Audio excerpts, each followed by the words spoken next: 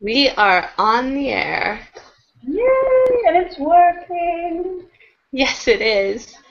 All right. Hello, everybody. It says that we have a viewer, so that's fun. Today we are going to discuss Sharp Objects by Gillian Flynn. This is probably backwards because I'm on my computer, and my computer likes to mirror me. I don't even own So, a copy yet, so. so what were your initial thoughts before you even picked up the book, Maud? I was apprehensive because it's not something that I would normally pick up, but I was really intrigued, especially since last month we read Impulse by Anne Hopkins, and after reading the synopsis, we knew beforehand that there were some things that were probably very similar to that book, and I really enjoyed Impulse, so I was like, okay, I'm going to try it. I was really motivated to pick it up. I was really looking forward to it. But just a little bit like, what if I don't like it? Just very curious, I guess. When I first was looking at this one to read, first off, I have heard tons of things about Gillian Flynn's writing, so I Yeah, was same really here. intrigued by that. But with the back, I was thinking, oh, it's going to be more of like an adult version of Impulse, as you were mentioning, like we'd read Yeah. Impulse the month before. So with this one, I was thinking, I wonder exactly like what the similarities and differences are going to be, and I was really intrigued. Like I wanted to take it a little slower, but I felt the more I was involved reading the story, the harder it was to put down. Like the quote on the front of this book is literally what I feel was me. It says, "Keeps you reading with the force of a pure but nasty addiction." That's by the Chicago Tribune. And that's literally what I was feeling. I was like, Yeah. it's it's very nauseatingly dark with some of the writing, but it literally is so addicting that you can't put it down. Yeah, definitely. There were parts that I didn't like, and then I put it down. But even though I knew that I didn't like the part, I would still pick it up like maybe half an hour later, just because I wanted to know what was going on. It was so strangely addicting. hmm It's it's really interesting with the characteristics. The main character, Camille, she is like the complete opposite of what was the girl's name in Impulse? Oh dear, Vanessa. Vanessa, yeah. She's really the complete opposite of her because although Vanessa had this secret and she kept it to herself, I still felt like she was a very outgoing person, whereas Camille is a very introverted person. Yeah, definitely. They were really different, even though the type of let's call it an addiction that I have is kind of the same. They were so different in the way that they express it. Indeed, Vanessa was so open. She wasn't afraid to share her story about her self-cutting. But Camille was totally different. And in the end, if you look at it, the way she used the cutting herself was with words. And hmm they, I found it really interesting what type of words were written on her body. And I was sometimes just really wondering, why did you write it on your body? It's that you don't really find out. But I was still intrigued by that part. See, I was a little confused with regards to the whole cutting aspect at first because I was thinking, is she supposed to have cut the actual word in her skin? Because she's like, this word is burning on this part of my body. Yeah, And then I was thinking, well, maybe she just, like, in her mind, she's cut that word there. So I was a little confused until I got to a certain point and I realized, no, no, no, they're referring to her actually cutting into her skin and writing yeah, these words. And I was really intrigued as well because I had no idea, because I'd read the back of this, I got thinking, okay, we're going to find out about her being in the hospital and the fact that she cut. But that really didn't, like, you knew that she'd been in a hospital previously from the start of the story, but you're not told that she was at all a cutter or what she was in the hospital for until probably about 70 to 100 pages in. yeah, something like that. And even though we knew it beforehand, I was Just in the beginning, indeed, it doesn't really show up until 70 pages in. I was like, oh, why didn't they mention it? It was really weird because we already knew that it would be in there. But it was Yeah. also, I think, really interesting to see how it would be introduced later on in the story. Yeah, it was one where I was kind of like, I wish I hadn't read the back of the book because of the fact that I wouldn't have known about that, except for the fact that on the cover there's a razor blade. Yeah. What did you think about your first impression of the town when she goes home? It just seems like, obviously I'm Dutch, so I don't know if those towns really exist anywhere in America, but it seems like one of those very creepy towns, those little towns where everybody knows everybody and you can't even fart without the whole town knowing it. And Yeah. it seems so creepy. And I'm from a small village, but I definitely don't know everybody here. And after reading this book, I was so happy because there are so many crazy scary people in this small town, and the way that Flynn describes it, this whole summer and the houses and the whole mood of it was so amazing. I could really picture the town, but I would never in my whole life want to live there, ever. Yeah. It kind of had this, like, I don't really watch a lot of scary movies or scary TV shows I because love them. I'm a big chicken and I'm not scared of admitting that. I get scared if someone jumps out of another closet or something just to Just scare no. me. But literally, this book, the actual town, had the feeling for me of like this horror town. Like Yeah. something is gonna happen. Something has to happen here. It's itching. That's how much something has to happen. Yeah, especially when you hear about these girls that have been murdered and what has been done to them with their teeth and all that stuff. It just fits really well in the type of town that it is. It's like a horror town. Some Mhm. weird, scary Texas chainsaw could happen right there. At least it feels to me like that. Yeah, it's like I can die and people are going to know in the town that I died, but nobody outside this town is even gonna know something happened to Yeah. me. No It's just I'm gonna outsiders. disappear. Yeah, Yeah. indeed. I was intrigued when you found out when you find out that it was the teeth that were taken from the girl's mouths. I was like, why the teeth? I Yeah. didn't understand that until I got to the end. But you're thinking like the entire time you're like, why would you take the teeth? Why? Yeah. What? I was coming up with all kinds of different theories about why these type of things have been happening because I'm a huge fan of Law and Order and CSI and Castle and The Mentalist and all those kind of police crime shows. And so I was just like working my brain, okay, what could happen? And in the end, I was just blown away. I feel like it was the best solution, and it wasn't one that I imagined myself at all. It's interesting the way that the author kind of wove everything into the writing because I literally the entire time I was reading it, I'm like, it has to be the mother. It Yeah. has to be the mother. Like I can't see anybody else being this evil mastermind villain. And what's interesting, all right, I haven't read Coraline by Neil Gaiman, Okay. but I have seen the movie. I have And read a bit, the but not seen the movie. well, what's interesting is the entire time I was reading this, the mother, like literally, I could just see her being the other mother from the Yeah, movie. definitely. That's literally how I saw her, like Just this exactly how. controlling person that wants the perfect little daughter to have around her, and everybody adoring her.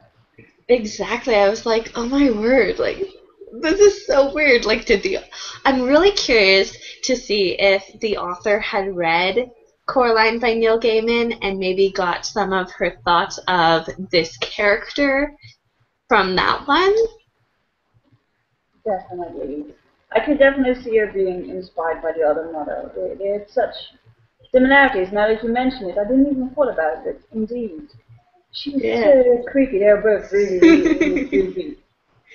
Yeah, it's interesting though because when you get to the part where Camille mentioned she bites the baby to make her cry, it's like it's not even just like you know how sometimes people will be like, I'm gonna eat your finger. Ah. Yeah. Like it's not like she literally took the baby and went ah. Yeah. And I was like, oh my word. Like that's just so wrong in so many different ways. Yeah.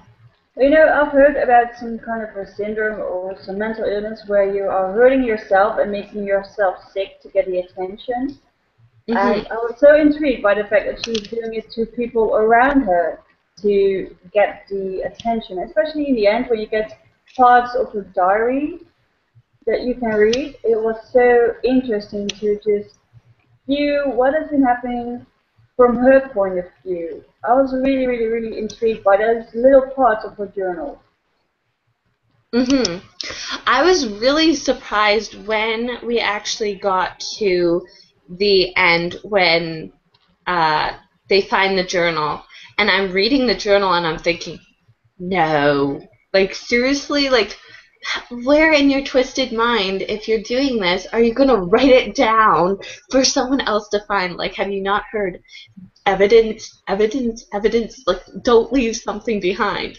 Like, I'm not saying that because I'm thinking of plotting the perfect crime or something, but literally, if anybody who's seen anything knows that you need to be really careful about what you're doing. Yeah, but I guess, you know, it's a small town and Camille's mom is like the queen bee.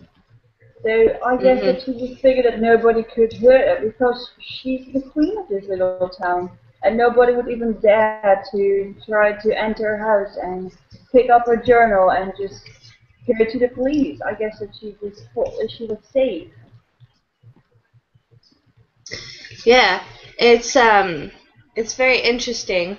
My internet is doing something weird. I don't know if we're still.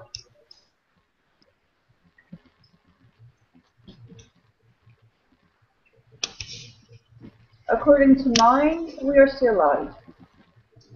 All right, because mine is showing like resume hangout on air. So I was like, okay, what's going on here? All right, so hopefully everything's just fine and it's just Fingers crossed. playing weird. Yeah. Um. Anyway, it's very interesting the way that the author completely played everything out. She had it so that you could literally have all of your thoughts going in one direction. There were times where I was like, I wonder if it could be someone else. Like at one point, I Yeah. literally started thinking, like when they mentioned that, like the one boy who saw the little girl being taken by like the Yeah. woman near the woods. At that point, with how they described her, I was like, "Oh my word! Is it maybe Camille's mother's husband, like cross-dressing and killing these little girls?" Like literally, I was like, "Okay, now I'm not sure." And then I got a little further, and I'm like, "No, there's no way. I'm sticking with what I originally thought, and that's the mom." Yeah. But And I did have some doubts about Amma, Ama, yeah. Amma. Alma. I'm calling Um, her Alma. Yeah. yeah, I was kind of like, what is going on with her? Like, she's just like at home, she's one way, and then when she's out, she's another. I'm like, she is a psychopath. She is a Yeah. psychopath. But you know, while I was reading about it, I was like, okay, you're probably so screwed up because of your mom, and that's very understandable. And then when she moves in with Camille at the end of the book, and you notice, or Camille notices that every time that this girl, a friend, is coming over, she gets more quiet and more quiet, and I was like, oh dear, no, please don't. And It's then so you kind of see her, so creepy. yeah, and then you see her like, Camille wakes up and she's like standing over her bed. Yeah. I'm like, Yeah. I was I having would like be a, screaming my lungs out if that girl was to be standing next to me while I'm lying in my bed. I would be so uh, scared. I was just reading the book and I had like a spastic moment because I was like, oh, like don't stand at all near my bed when I'm asleep. If I wake up and someone's looking at me, no, no, that's where I stayed. My hands are deadly weapons. But Emma is so weird, and definitely throughout a bit you notice that there's something really wrong with her. First of all, the whole bullying part, but okay, they're teenagers, so that can happen. Then the whole thing with the ecstasy, and her telling some friend of her that she needs to get laid to relax more and stuff like that. I was like, wow, you are really, really screwed up. I know, like, when they started doing the drugs together, and she's like, right, like, wouldn't you, like, okay, I'll be honest, like, I've never done drugs before or drank, and that's just me. But wouldn't you, if you're going to participate like Camille was, want to sit further away from your half-sibling? Yeah. If I ever were to use drugs, I would want to have at least one person that is just sane and not using drugs. So if anything goes wrong, you get someone to help. And I was like, Camille, why are you doing this?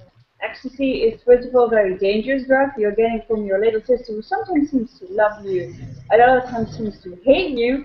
You're in a town where you don't know who you can trust. There's a killer walking around. Your mom is a psychopath. What in your mind are you thinking that this is a good idea? And I know she wants to get closer with her sister and yada yada yada, but this is not the way to go. Really not.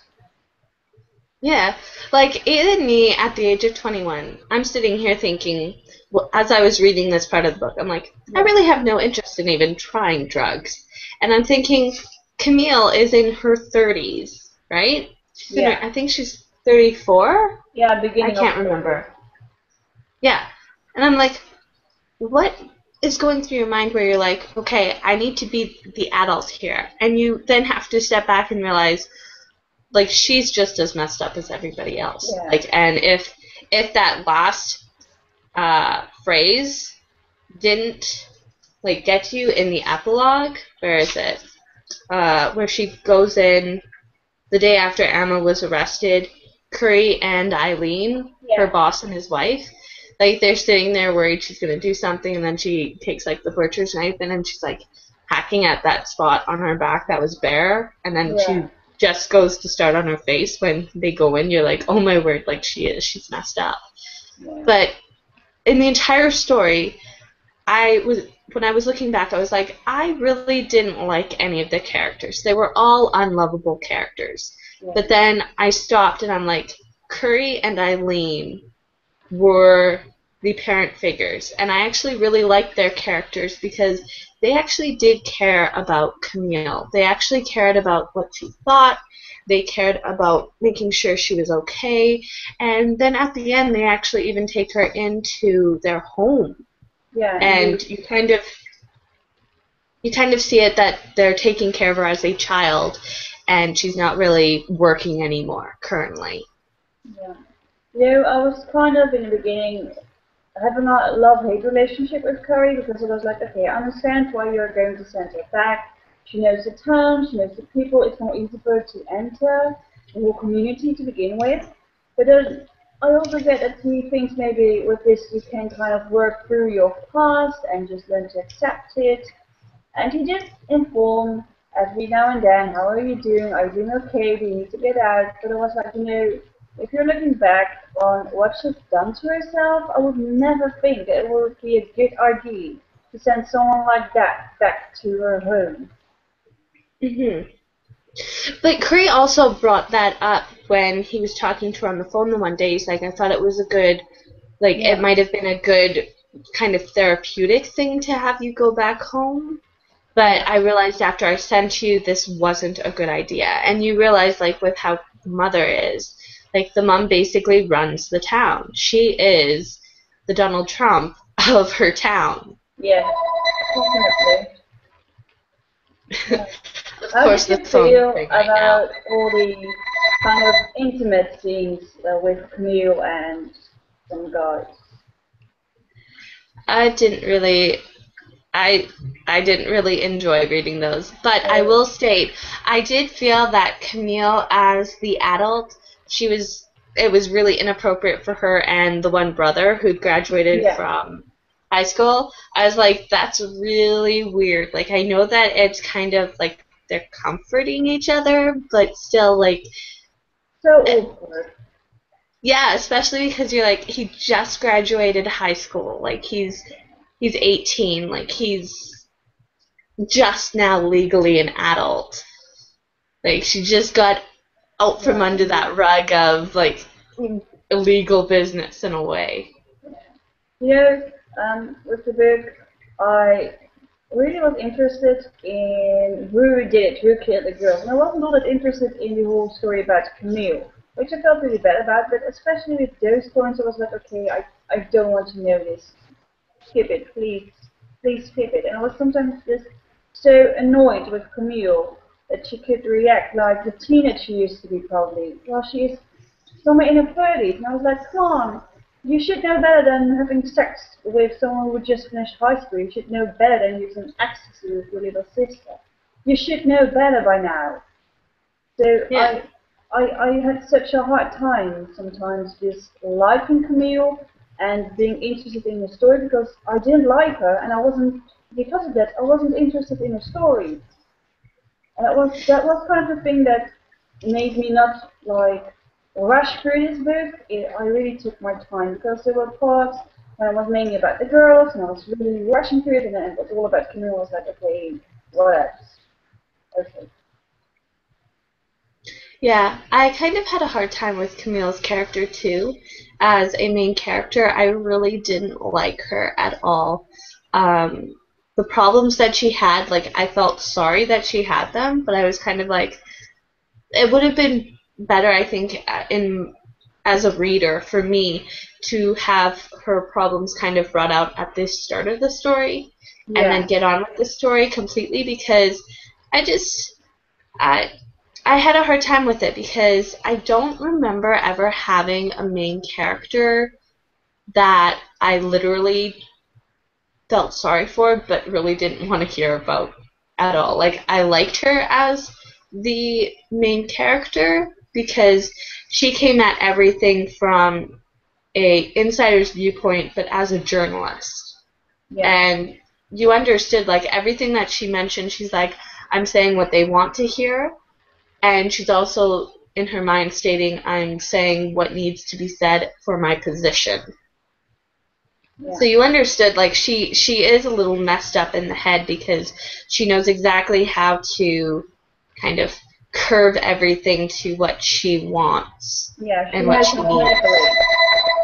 manipulate. What did you think about the scene when they go to the pig farm? I was disgusted. You know, I'm a vegetarian, and I felt so blessed at that moment to be a vegetarian because I was like, if I was still eating meat, I wouldn't do it now. And I have done some presentations about the whole industry with pigs and cows and meat stuff. So I know how it's done. But the way that Mhm. it was described by Gillian Flynn, it was disgusting, and I could really imagine it and the smell and ugh. There were some really Mhm. dark, horrible things in this book, and the pig farm was definitely one of those. Yeah. I was reading that, and you know that I eat meat already, so I literally during the time that I was reading the book, I read it I think in 3 days, which is kind of surprising because the print is toss my book around. The Be print is kind of careful. small, yeah, and it's only 252 pages, so it's not that large print, Yeah. but I was reading it, and I was reading it at such a pace because I was just so addicted to what was going on. I was thinking, I need to finish this. But during those days, I couldn't even stomach meat. Like, even looking at it or knowing it was there in the fridge or something, I was like, I can't do that. Like, I was literally, like, seeing the Wow. head of the pig and then, like, it being strapped in against the wall to feed like the other pig, and Yeah. like the description about how the mother pig that's nursing, like how her nipples were like all bloody. I was like, oh, I feel horrible. Like, could someone please call like something? Help these animals. I'm like Yeah. sitting there in the bed reading it, and I'm just like, oh my word. My mom came in, and I was like all like cuddled up in my blanket, and I'm like shaking a bit, and she's like, what's wrong? I'm like, I just read the most disgusting thing. She's like, why are you reading it then? I'm like, I don't know. You just have to. Yeah, I'm like, I need. And then I like, before she even left, I was picking the book up again, and I was like flipping to the page and taking out my bookmarker. And she's like, what are you doing? I'm like, I need to read more. She's like, you have problems. So, yeah. I was reading the book at some point while I was at my internship place. And, you know, some awkward moments happened. I don't even know if it was one of the sex scenes or if the pigs, but I just got all flustered and disgusted. And my coworkers were just looking at me like, are you doing okay? I was like, yeah, I just need to freaking sit down right now. It's getting way too much for me at the moment. Yeah, it's kind of like, I don't want to be reading this in public. Like, I read this entire Yeah. book, like, worst thing ever. I read it late at night, like, in our living room where I am currently, with, like, the blinds closed, and I was, like, home alone, and I put the book down finally. I'm like, I have to wait till someone gets home to continue reading this. I can't do this. Because I was, like, so creeped out, and I was thinking, like, just like, I'm gonna see something pretty soon if I keep reading this. I told you, I'm a big chicken when it comes to scary stories, and this is definitely one that has made me really like Gillian Flynn's writing and really want to pick up her other novels because I think this was just, it was really well done. It Yeah. was really well done. I also really want to pick something up, but I think I'm going to first try it out as an ebook because if all the books are going to be having these main characters that I don't connect in, that I don't really like, I think I would rather read them as an ebook than buying a copy.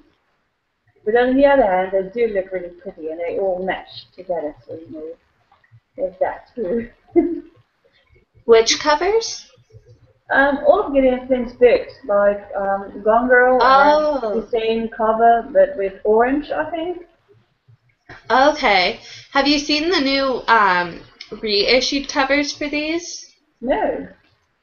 This one has it almost looks like, you know, the sewing needles? Yeah? It looks like there's tons of them all over the cover. And Ooh. then they did another one for Dark Places, and I believe it's just string all over the place. And then Gone Girl is just like the red circles on the edges on That this side. sounds If cool. you check if you check on Book Depository and just search Gillian Flynn, these are the newer ones are the first three that they show Okay, that sounds as the really cool. covers.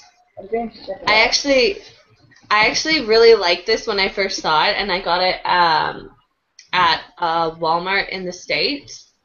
And then I saw the new one with like the blue with like the needles all over it, and I was like, oh, I'm looking because at it right now. It looks isn't cool. that gorgeous? Yes. They actually have a box set with all three of them in it. Oh, cool. I'm actually planning on getting the novel Dark Places and Gone Girl soon because I really want to read those, especially since their movie adaptations are coming out near the end of the year. By the way, not sure if you noticed, IMDb has this as an in production, so I guess the Ooh, film rights were bought for this. cool. I'm not sure how I feel though about that because I feel like a lot of films, like especially in like the horror psychological thriller kind of setting, Yeah. they can go a little overboard with things, and I'm not sure if there are certain things in this that I would really want to see on in a visual Yeah, I kind know. of Can you representation. imagine viewing the scene of the pigs on the big That's screen? exactly what's going through my mind. I'm like, I don't want to see the pigs. I don't want to see the pigs. You don't want to see, you don't Um, want to hear. Yeah. no, like their squeals are going to just petrify my nightmares for the rest of my life. You must watch it. um, so what did you think of the scene at the end when her mom goes in and says to her, we need to have like a talk, and she takes her into her room and she's like, I've never been in my mom's room, just her and I, or even like in her bed just to talk. And then she wakes up and like she's wet the bed and she's feeling like she needs to vomit and she's really upset and you're like, oh my word, like has her mom poisoned her? Like what's going on here? Yeah. And then like the description on it, like literally I think I went back twice and reread that because it was just written so well that I really liked that portion of the book. And the detective comes in and he finds out like that she would cut words. And then like you find out like all the things that her mom had. Like, hold on. Where is it?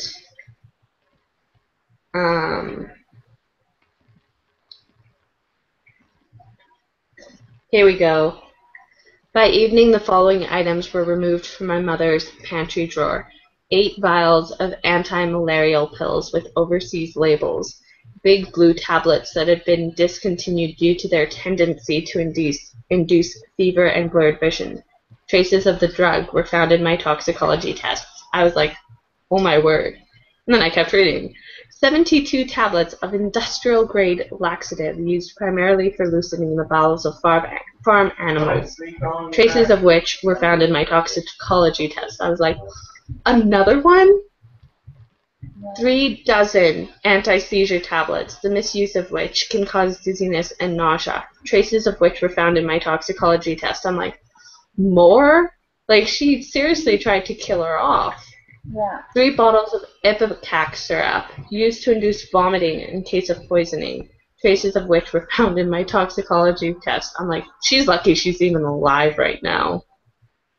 And she's probably lucky because she got that one and she threw it all out. Yeah.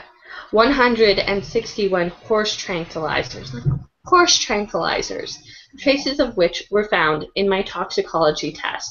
I was like, like, I would hate to be her body the next day when her body's, like, coming down off of all of these. Yeah. And then it says, a nurse's kit containing dozens of loose pills, vials, and syringes, none of which Adora had any use for, any good use for. And you're like, alright, her mom was crazy. Yeah. Yeah, I definitely saw it comment that mom was poisoning her. And I also definitely felt like Marianne, his sister, died. I felt like, no, there's no way that a kid was actually going to be sick and just die. I was so sure that her mom had something to do with it. And the moment when you meet that nurse, and the nurse sort of like you see, I just knew it. And also when you see Alma getting sick and then started feeling so much better. Whenever she's sick, Adora is such a loving, caring mom. Like, no way that this is normal. She must be poisoned them. It can't be anything else. Yeah, when I was reading along, I didn't really think anything weird of the sister that had died. I guess it's because the author didn't really make a lot of it as she was writing the story, and it didn't become a big deal until probably about the later second half of the book. And I was like, I started thinking, but I didn't know what exactly I was thinking at that point in time, because I was still kind of thinking it was maybe her stepdad in a way.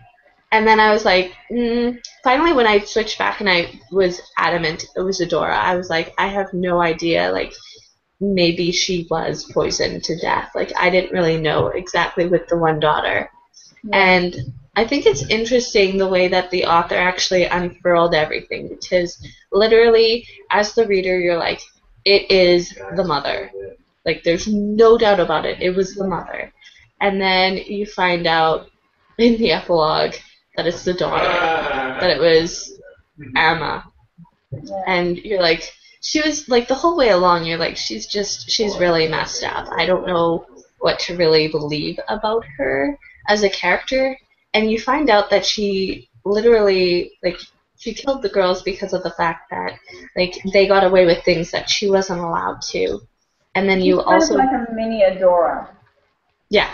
Yeah, she is, especially because like she's literally like messing around with her house trying to make it perfect, and the whole thing is she wanted their ivory teeth to put in Yeah. as the floor for Adora's bedroom. I was like, cared, that's why.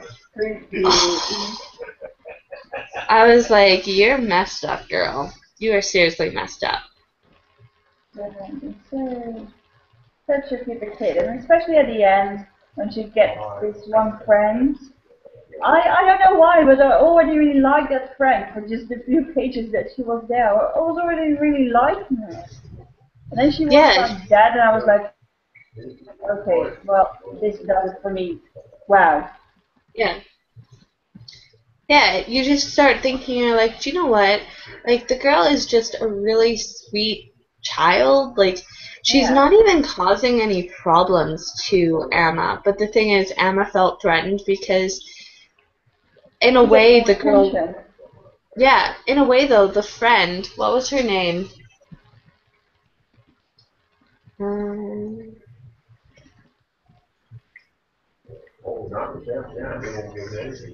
Marion. Her name was Marion. Yeah. In a way, Marion was liked by Camille. Camille did like her because you know what? She was a good friend. She was really nice, and she could have helped her to kind of have more of a normal time growing up then. But the thing is, you realize she was already too far gone. Like, Yeah. I mean, how old was Alma? She was like 15 or something, 14? I thought she was 13. Or Wasn't 13? she 13? Yeah, something like beginning of her teenage years. But realizing that she's already been with a woman like Adora for 13 years, there's no way that she will probably ever be normal. Not only that, but like you looked at some of the things that she would say. Like, first off, you knew that she had been with other men. Yeah. And the other thing is the fact that she already had that manipulative mind and thinking. Like Camille mentioned, she would cut words in because it would give her that sense of control. Yeah. Not Camille. Amma knew that if she gave people what they wanted and didn't tell them that it was freaky and weird, and then they realized that it was just her that would allow them to do that, that she would have that control and power over them. Yeah. How did you feel about Camille's stepdad? What did you feel about him? Ugh. I feel like he's got what's the syndrome while you fall in love with your captor? Doesn't it start with an S? Stockholm syndrome. Stockholm syndrome.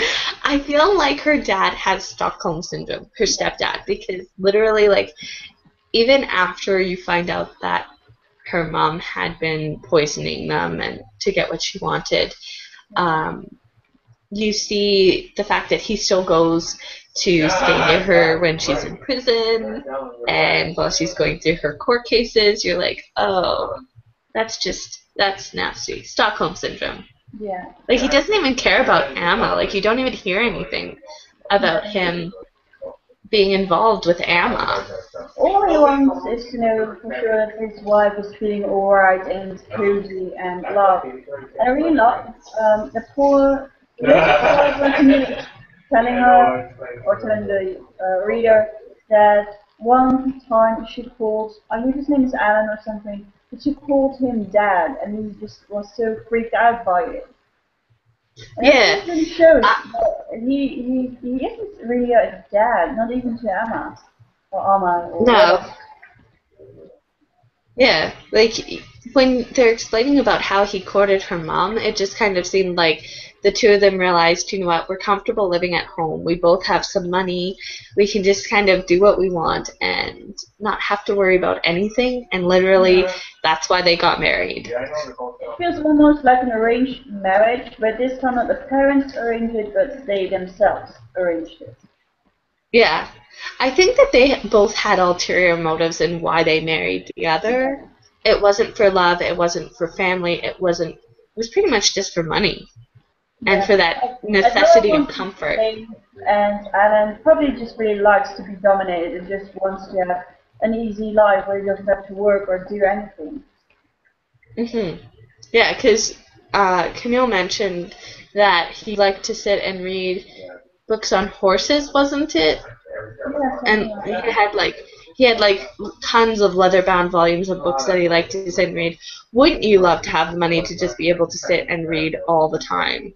Not Yeah, have and to I was leave your like, house. if you're reading so many books about horses and you own so much money, why don't you buy a horse?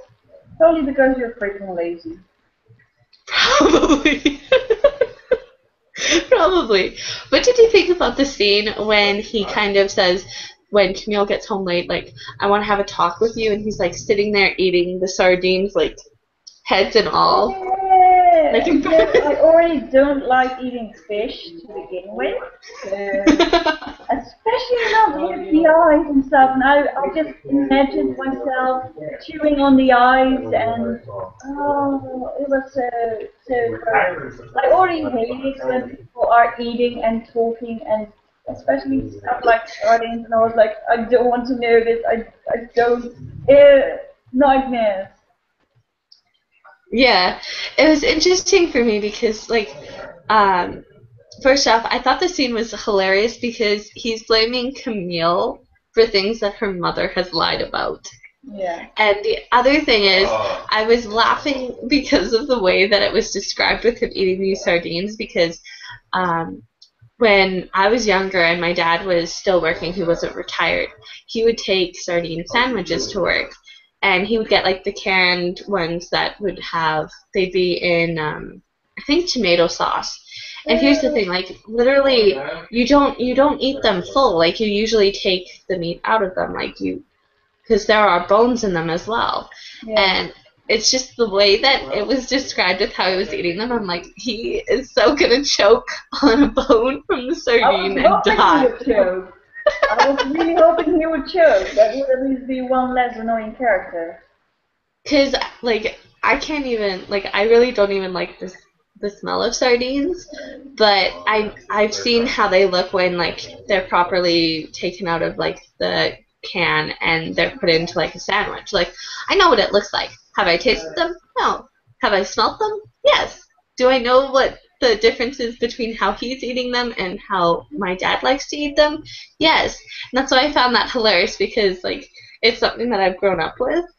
Yeah. And he's eating them so weird and I'm like, could you please I just, just choke on a and piece of the bone? imagine, I just kept on imagining him chewing on the eyes.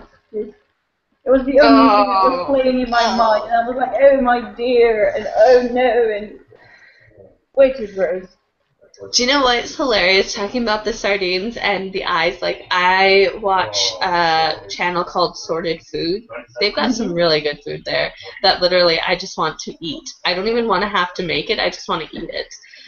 But Well, they that's because I had like one. to cook, but not eating, so we could pair Oh, up sometimes. we'll do well. We'll do well. I don't mind cooking. I like to eat more. I take more pleasure in eating than cooking. You know, But my dream is to be, when I'm older, when I'm 80, to be an Italian nonna, meaning that I will be this kind of chubby woman standing in the kitchen all day cooking for my huge family that comes over for Sunday dinner every week, and just I take care of their food like I have been cooking for 80 people. that is a really good goal. Do you know what? When that happens, I'm gonna move to the Netherlands, and I'll come and visit. I'll be your taste tester. I'll Oh, be come your on taste over. tester. You're free to come over. Uh, the funny thing is though, they had this one dish with like all these fish, like little Yeah. fish that you literally like you don't take the head off or anything, and you just cook them whole and you eat them whole. And somebody commented and said something about their eyes, and they're like, "Those little fish eyes are staring at you. Those little eyes are judging you." And the person's looking around like, "Oh my word! Like, what is wrong with this?" Oh, And that's all I'm thinking. Like those little sardine eyes were judging that yeah. stepdad Yeah. as he ate each piece. How did you feel about that police guy? I forgot his name, but he was from out of town. Yeah, the one that came in to work. Yeah. Richard. Yeah, that's him. I was really intrigued by his character. I was thinking, do you know what? Maybe this is a good thing. Maybe this will be a positive thing. But in a way, like, the author didn't give you a happy ending at all. Like, if she'd ended with the mom, like, being arrested for this, I Yeah. think that could have been, like, a happy ending. Or as happy as you could possibly get at that point in time. But no, she just gives you, like, this horrible, like, and they all end happily never after. because literally, like, you understand when she goes with the kid who's out of high school, like, you realize her relationship with Richard was over, but you also realize that she didn't trust him enough for things that, Yeah. like, as a relationship. When he sees his scars, he reacts to it. I'm like, okay, this probably would have never really worked out well between them. No, obviously the situation is very shocking and very unusual. I think that even if they had a more intimate moment where he would see his scars and she would get a chance to it, I don't think that he would really have accepted it. I feel like he is more the, in my opinion, typical American guy that needs a lovely, nice wife without any trouble, without any scars and stuff. It's I was really hopeful that something would happen with them, like an ending perhaps. Yeah. But when she made that decision, and then he saw, like, that she would cut words, um, you kind of realize, like, yeah, it never would have worked at all. Like, it doesn't matter that there were problems on both sides of the relationship, but it kind of also makes you realize, like, do you know what? Richard is just as detestable as the other characters. Yeah. There is something wrong with him, and it's not as obvious as some of the other characters, but there is something in his mind that it just doesn't work the way it should. hmm If you had to cast some of the characters with actors or actresses, how would you cast them? Oh my. That's so difficult. I'm so Let's bad with names. how about Camille? Who could you see playing Camille? Because I draw a blank. When I think of someone playing Camille, I just draw a blank. I imagine someone looking kind of not necessarily plain, kind of pretty, but not too obviously pretty. I don't know. She is. Whenever I imagine her to be plain, but you know from the story that she is kind of pretty because she used to be really popular. So it's so difficult with her. I have no idea.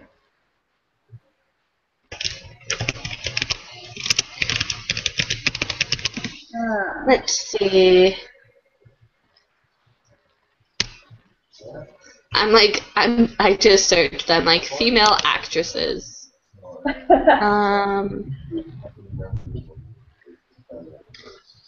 Do you know what? I just saw it and I'm thinking, what do you think about Eva Green playing Camille?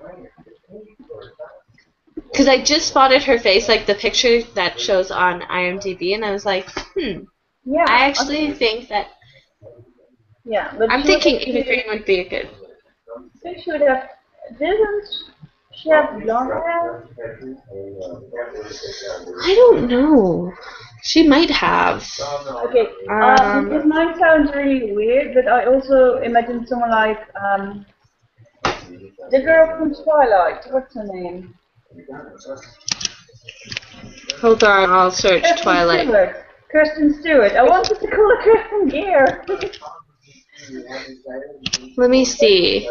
I would say she has the right kind of depressed mood. She would look younger. Yeah. She would look younger because she's only, like, she was born in 90, so she'd be in her 20s. Yeah. That's So she's older.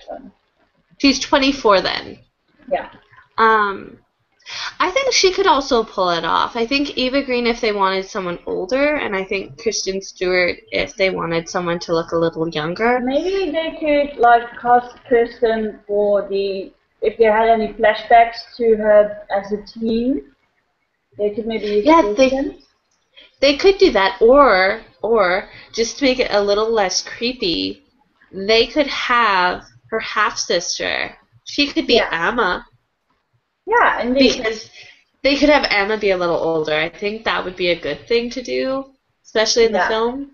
I feel like they usually want to make a film suitable for as many people as possible, and even though it is already a scary movie, I feel like with the whole sex and ecstasy stuff going on, it would definitely be easier to make Alma just like maybe 4 years old or 5 years old or something like that, just more towards the 20 instead of more like beginning of the teenage years. Yeah.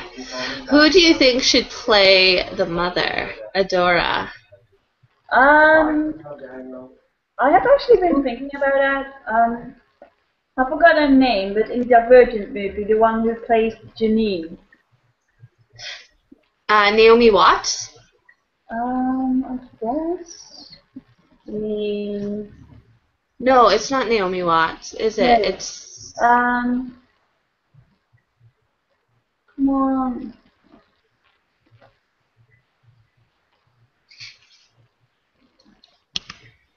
Kate Winslet.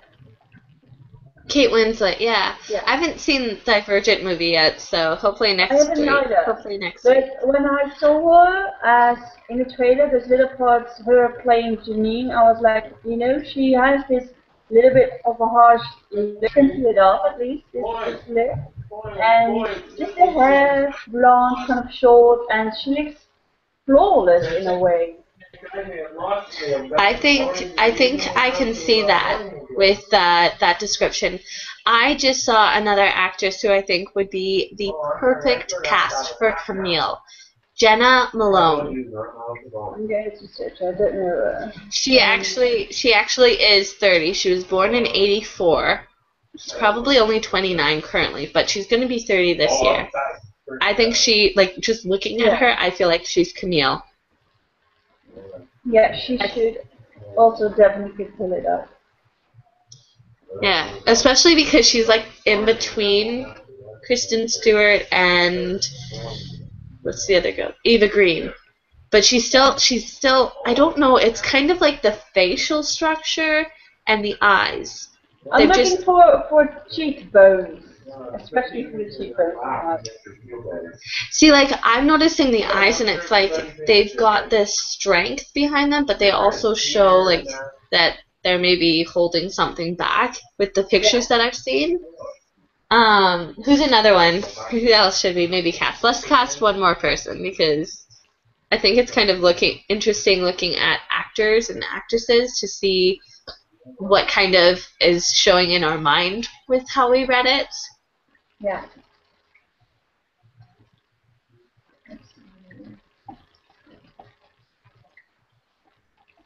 Do you want to do Richard? Yeah. Okay. Because I think we've pretty much discussed everything that... Yeah, I kind of imagine Richard to be a younger version of, what is his name? David Boreanaz. I don't know how to pronounce his name. Do you know Bones? Bones? Have you seen that TV series? Bones? Yeah. Oh, are you talking about the guy who plays Booth? Yeah, like a younger version of him, and maybe a little bit more tanned. Something like that, I imagine.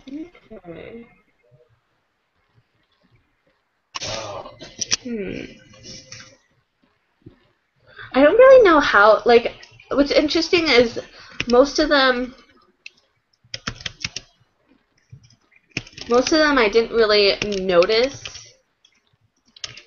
like, the characteristics until, like, I actually am looking at actors' faces, and then I'm like, do you know what, this is who I was picturing in my mind, because, like, you picture different people, like, how they're described, But the Yeah. thing is, I don't really ever, like with this one, I didn't find that I had a distinct picture for No. them. Me neither, Um, really. like looking at different pictures, like I just keep searching like famous actresses or famous male actors. Like Theo James could probably pull it off because he's in that age group, but he's not really Yeah. who I see as that No. person. No. Like I don't see Leonardo DiCaprio as Richard either, but I think he'd be able to I, play it. I imagine some Italian type of guy with slick black hair and just a tan, something like that. But I don't know any actor to match that image right now. Hmm.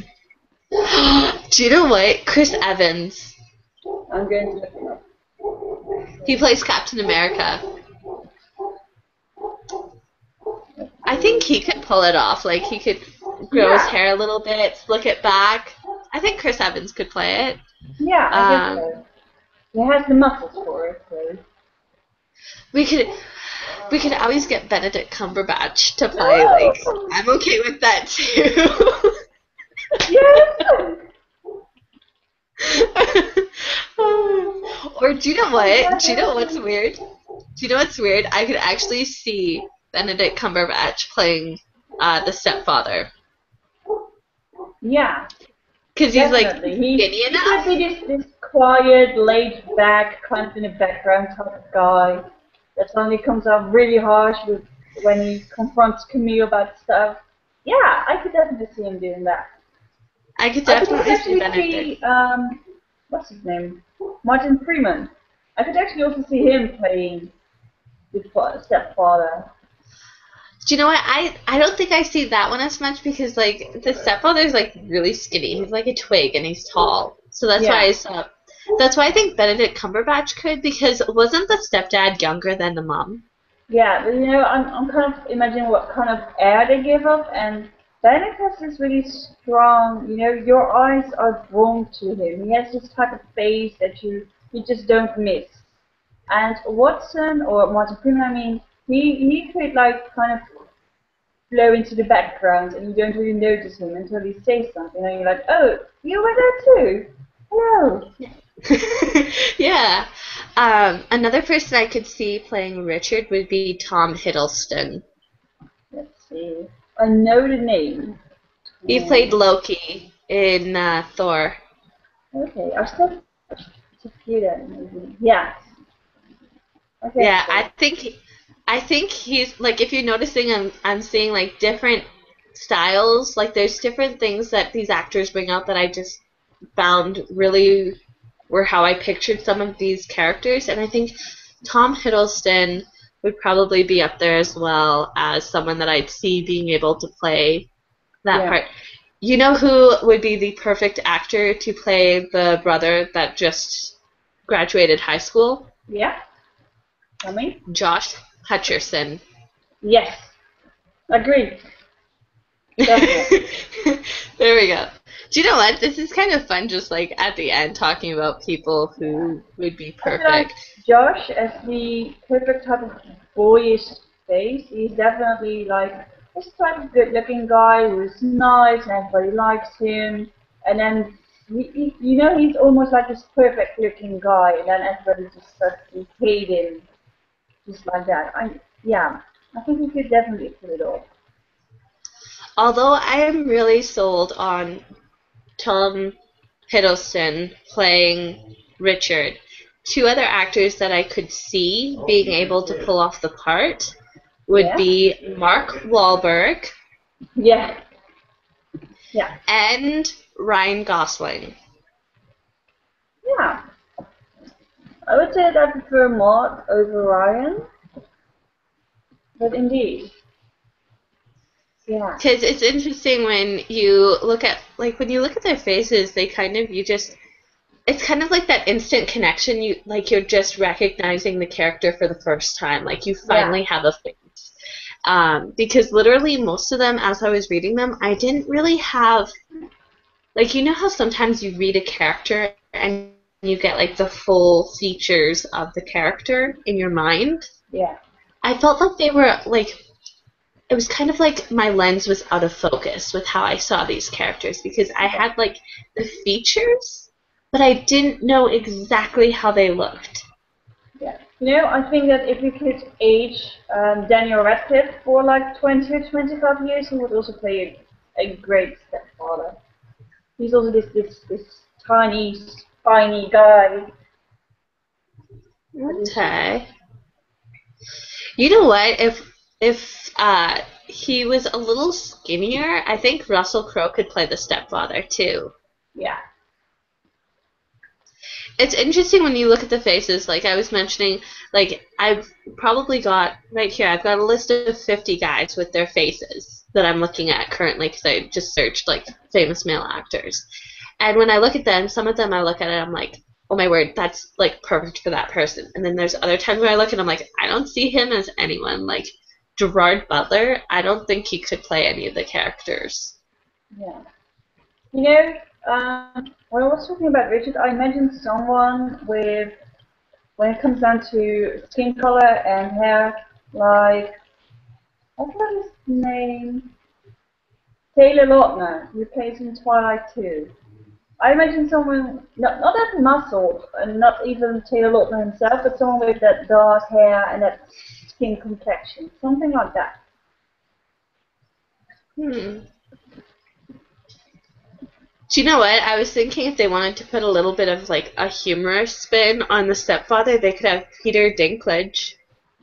And so, no. Let's see. Like the picture I'm looking at, like I, I don't know if they wanted to go for like a humorous twist. Ah! Like if they wanted to go for a humorous twist, like he'd be probably a really good stepfather. So I've awesome. only seen him on what was the movie called? Penelope. I've only seen him on Penelope. I love him And in Narnia. yes, and I saw him in Narnia too. I believe he also plays on Game of Thrones. I Yes, haven't. he's Tyrion! Ah! Oh, I haven't watched the TV show for Game of Thrones, but I think if they wanted to take like a different twist with regards to the stepfather, like I think Peter Dinklage would be a good twist to That would go be with. so much fun. That would be like so much fun. You know who would be great to also play the guy that just graduated high school? I need to find his Okay. name. Um, okay, I think I've got his name, but the first have to. Uh, what's his name? He also plays in Game of Thrones. If he would have been a little bit younger, he would have been perfect. And his name is. If I could find it. Come on. Kit Harington. Kit Harington. Hold He should on. have to be like a little bit younger, but I feel like you would also have been able to play a great. I don't know what his name is. Who do you see him as? What? Who do you see him as? The kid who graduated school or the detective Richard? Yeah. Yeah, that one. Okay. The guy that just graduated high school. If he were just like a little bit younger, he has this sad little puppy look over him sometimes in Game of Thrones, and he would definitely pull that great off. Definitely. See, I'm looking at this picture on Google and like the prominent picture that they're showing with how he's looking and everything. I'm like, oh my word, he would be the perfect Richard. Like he's Yeah, 27 and everything. yeah, Like I think he'd be a good Richard. yeah. I think another person who'd be a good stepdad and could just pull off like the creepy and angering character that he is, Tom Yeah. Cruise. Yeah. I'm not And like I a huge fan of him, but indeed you could see him. You know what? It's from Forrest Gump. What's his name? Damn it. What's his name?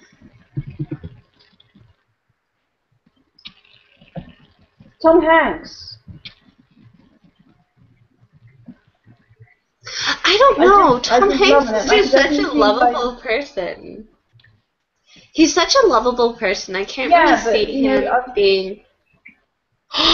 You know, the dad that's really upset about his daughter that's died. He's got two other girls, and the youngest one was the tomboy, and he was so upset because she was the one that he connected with the most. No clue.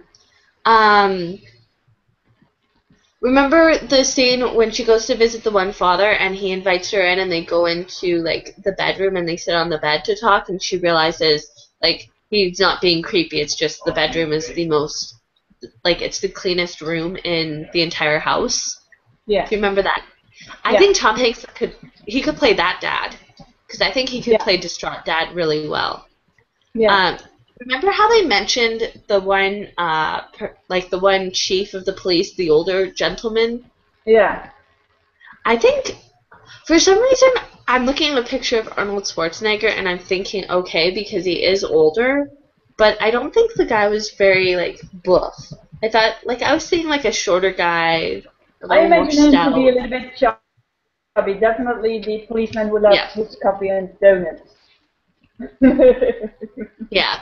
So I'm not too sure. That was exactly how I saw him as well. So I don't think it would be good for Arnold Schwarzenegger, although my mind is saying yes. Maybe Mark Addy. Do you know him? No, what's he off of? Game of Thrones. Now I'm just imagining all the Game of Thrones actors. But I could see him playing maybe him. I could definitely see him playing the police chief. It would help if the pictures I was looking at were the correct pictures. He also played Fred Flintstone. Who? Fred Flintstone. The Flintstone. Fred? You know, Fred with the Flintstone. Yeah. Like the live action one. Yeah.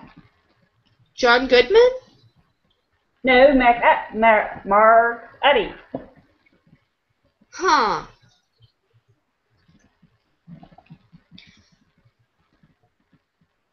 Well, every single time I search it, all that comes up is this novelist. Okay, that's good. Two other people who I think could play the perfect Richard. Jamie Dornan. He's got that skin tone that you were liking. Wait, Jamie Dornan. Yeah, he played the huntsman on the Once Upon a Time, the first season. Yeah. I think he could play Richard. And another person, if they wanted to go for a younger age, they could choose Sam Claflin. He played Finnick. I was just going to say, you know what, that Finnick actor would be great. Yeah.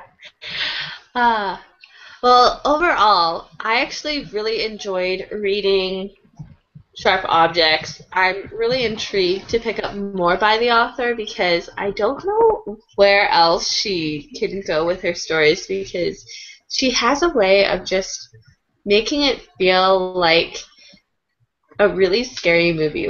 I've never watched an entirety of an Alfred Hitchcock film, but I feel like this has encouraged me to pick up an Alfred Hitchcock film because I feel like this almost had the same kind of feeling in my mind. Yeah. I don't know. I could be mistaken, but I'm just really. Maybe I will. I was actually watching your review on Insomnia, and I was like, I need to read that. It's so good. It's so creepy. It even gave me a nightmare.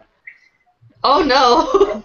And I have been organizing horror movie marathons for the last almost 10 years. Oh my word. Well, I have watched my fair share of horror movies, but that book, wow. Well, I think the only one it takes a lot for me to kind of hype myself up to actually watching one. I think the last time I watched something that was scary, that was literally like scare you to the point that you have nightmares, would be When a Stranger Calls, when the remake was released. And I went to see it in theaters with my sister.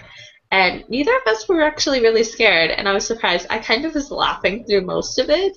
I was like, is this seriously supposed to be scary? Like, what's going on here? So I haven't watched a scary movie since then because I'm like, I don't want to like watch something really scary and just completely like just disappear off the face of the earth for a month or two. Yeah. So far, in all the years that I've watched horror movies, there's only been one movie that scared the crap out of me, and that's the Evil Dead remake of 2013, I believe. I went to the movie theater, and I was there with my boyfriend, and for the biggest part of the movie, I grabbed his hand and said, I don't care who's going to win, I don't care who's going to die, just die all, let this be done, I want to go home, I'm done with it, I want to go home, I want to go home, and I don't know how many times I told him, I want to go home. And in the end, this big epic battle between the last living good guy and the big evil guy, and I was like, I don't care who's going to win, just die, both of you, don't care, die, just die, no way. That's where you kind of wish you could. That's where you kind of wish you could put your hand into the screen and just like push the person over and be like, "You're dead." Yeah, I would just be like, "Snap, you're done. Now I'm going home." See, like when I started reading this, I got like to chapter 3, I think, and I was ready to give up. I was gonna be like, "No, I'm not gonna read any further. Like, I don't think this is for me. I was mistaken. I was wrong." Yeah. And then I decided like one more chapter. So I read one more chapter, and then I finished it. I'm like, one more chapter. Just one more chapter. Like, I'll put it down after that. I'll put it down after that until Maud, I'm done. And then before I knew it, I was finished the book, and I was like, Maud, I need to talk to you. And then when you're like, I'm reading it, I'm like, Maud, have you gotten to the point where I don't want to tell you, but I didn't eat meat during that time? Just a heads up. Yeah. I think it's more the commentary as we go along, like when we're reading it and we know that the other's reading it, like we send little pieces, like such as me saying I couldn't eat meat for a couple days after I read this part of the book, so just a heads up there. Yeah. And just hearing stuff, because you look at it and you're like, what are you talking about?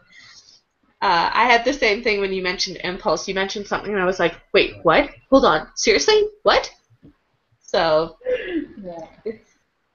It's interesting because it kind of makes me wish that I like keep track of all like our conversations and then go back after we finished reading it and read them, because literally it would be probably hilarious because one will know what's going on and the other is like, what are you talking about? Did you not take your morning vitamins or something?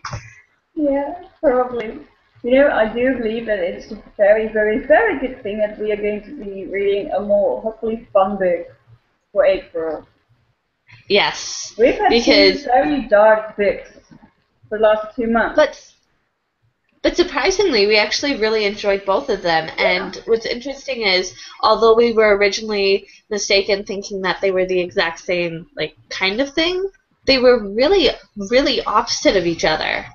Yeah, definitely. You know, if I had to pick when it comes down to main character, I definitely prefer Vanessa over Camille.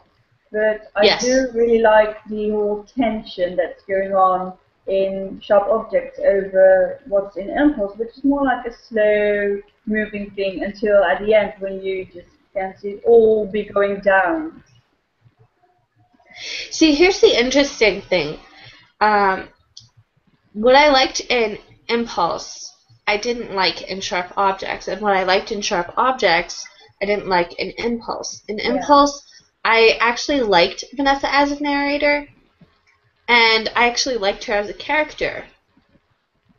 But I wasn't too keen on the setting, or the writing in general. Like, I had a hard time getting into it at first, so I think that was part of the reason why I didn't like the writing as much.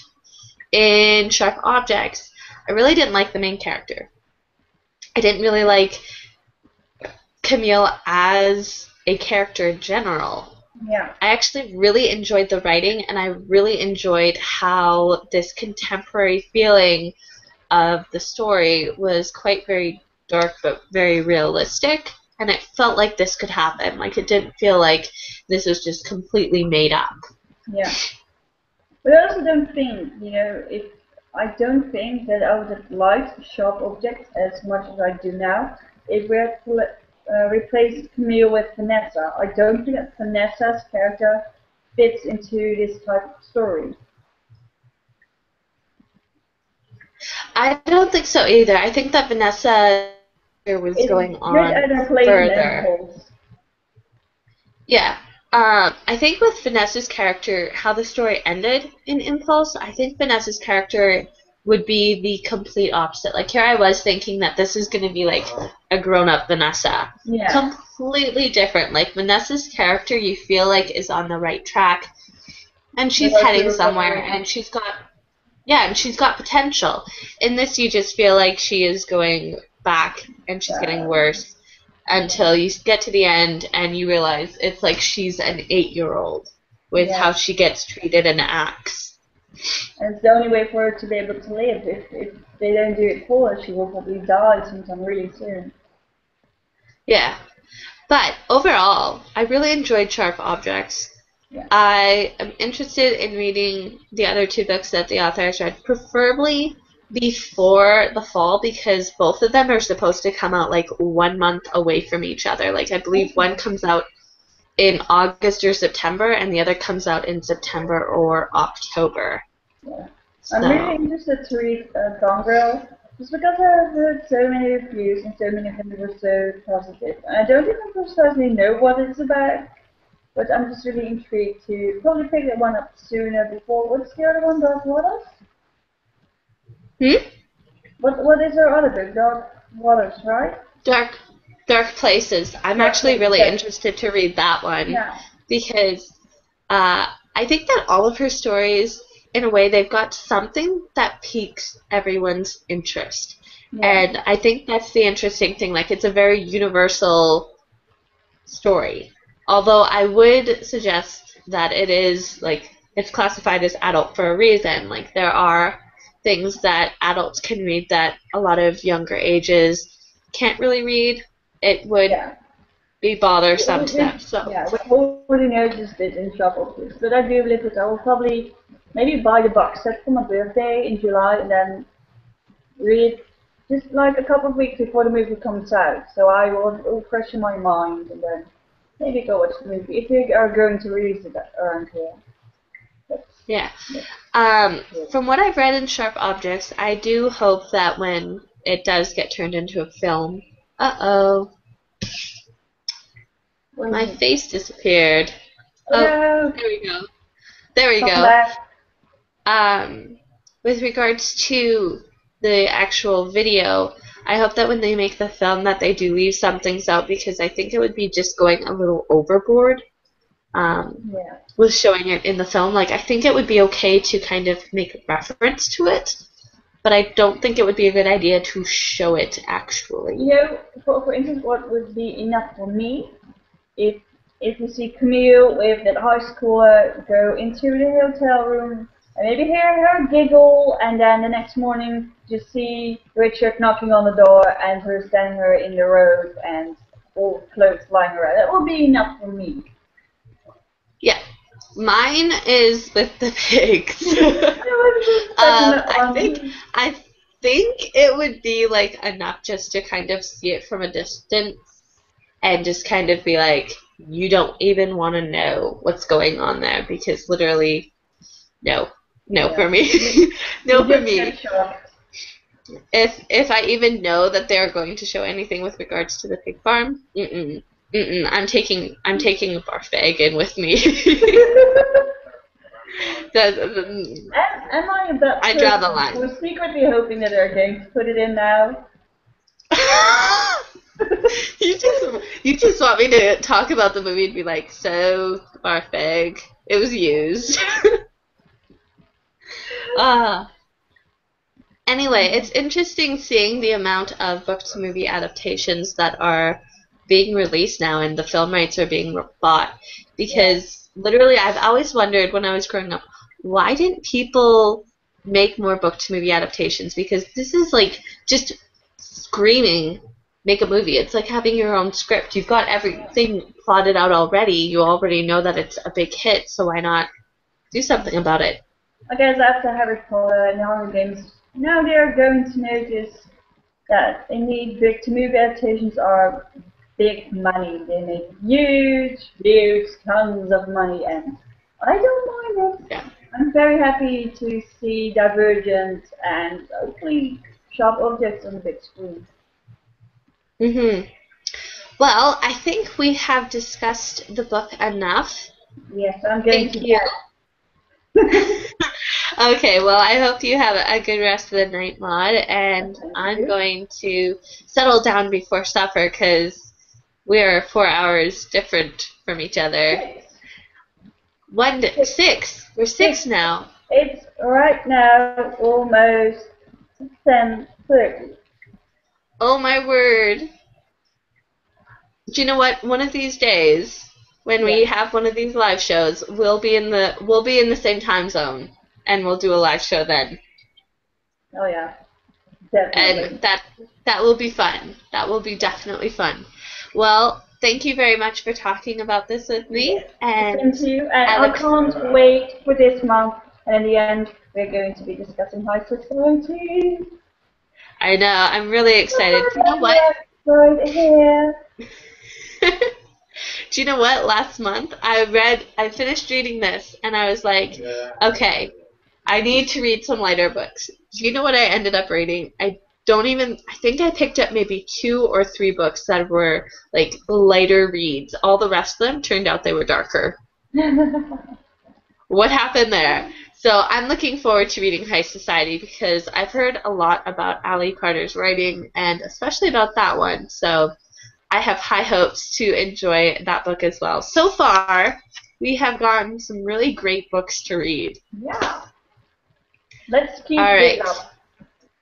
Yes, let's keep it up. All Yeah. right, Maud. Thank you. Goodbye. Have a great day. Bye. Bye bye.